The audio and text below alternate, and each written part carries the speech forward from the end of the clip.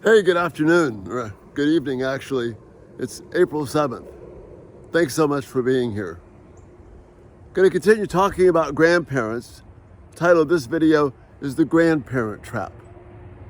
The trap that we can fall into easily as grandparents. I've been doing counseling for a long time, and I see this come up again and again where grandparents wind up getting themselves into big trouble because there's two areas where they can make a mistake in terms of trying to fix things they can't. One is they try and fix the mistakes they have made when they were parents, and second is they're trying to fix the things that their grandchildren or their children are doing wrong with their children. Okay, two areas. You can't fix the mistakes that you made as a parent when you parented your kids. That may sound like it's very pessimistic, but actually it's very realistic. But you can rely on God to do what you can't. You can rely on God to restore the years that the locusts have eaten. If you're seeing some major issues and flaws when you were a parent, you were harsh instead of compassionate, you were performance-based, or you didn't care at all about what your kids did, you were not sensitive to them, you did some things that were hurtful, you may have indulged in some sins and things that are now tearing your heart apart, you wish you hadn't have done them. Those things, they happen in the providence of God. You can't fix them. What you can do is, as I mentioned yesterday, focus on getting your heart right before God, being faithful and loving to Him, pursuing the very best that you can go after in terms of character, learning your own walk with God in humility, and just living in such a way so that your children can at least see that you are truly repentant. If you've done things you need to ask forgiveness for them. But don't expect that to solve the problem. Just be content that you've done the right thing, you've asked your children for forgiveness, and then you live in a way that demonstrates that you really understand what repentance is. Remember, repentance is changing course. Going this way, turning around and going the other way. It's a 180-degree turn from the way you were going.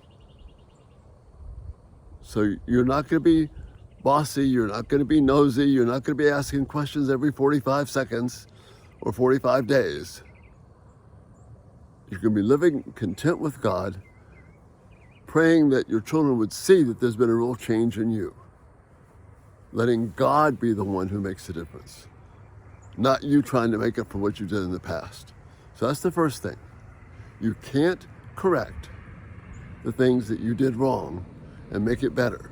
All you can do is ask forgiveness for them and then live in such a way that brings honor to God, where they can see the integrity of God working in you, treating your grandchildren and children well, not showing favoritism, not being hurt that they're not coming around quickly enough, but being content with God that He knows where you are.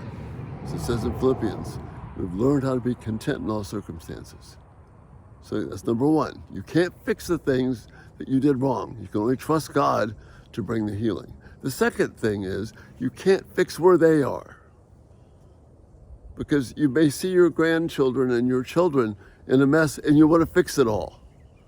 And as long as we're not talking about something that's illegal or extreme abuse,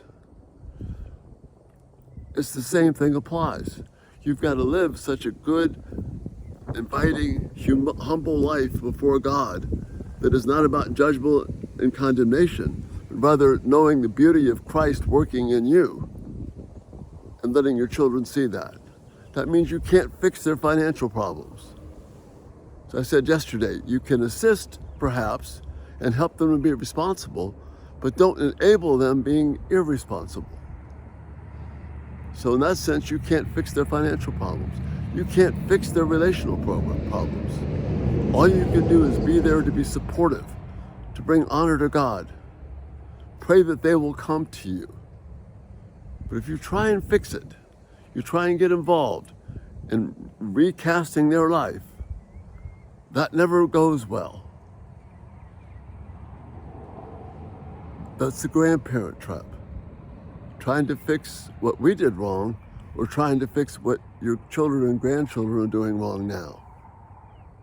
It's truly a matter of faith on our part of trusting that God will work. This is huge, because even though your intentions might be well-meaning, even though you might be seeing things that really need to be done, it's not your time anymore. That time is gone in terms of you shaping and molding. Now you're in the place of supporting, of wanting to be a resource after you can be a refuge for them. This is not about worrying and manipulating. How can I get them to do what I want them to do?